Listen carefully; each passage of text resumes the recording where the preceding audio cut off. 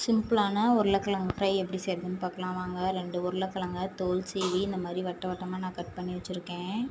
தண்ணியெல்லாம் வடிச்சிட்டு கொஞ்சமாக உப்பு, 2 டேபிள் ஸ்பூன் மிளகாய்த்தூள், கொஞ்சமாக மஞ்சத்தூள், 2 டேபிள் ஸ்பூன் எண்ணெய் ஊற்றி நல்லா பெரட்டிடுங்க. பெரட்டினதுக்கப்புறமா கட் பண்ணி வச்சுருக்க ஒரு பெரிய வெங்காயத்தையும் அதோடு சேர்த்து நல்லா பெனஞ்சு வச்சுருங்க. 5 நிமிஷம் ஓரமாக ரெஸ்ட் விட்டுருங்க. அதுக்கப்புறம் ஒரு கடாயில் எண்ணெய் ஊற்றி கடுகு போட்டு கடுகு உடைஞ்சதுக்கப்புறமா கருவேப்பிலை போடுங்க.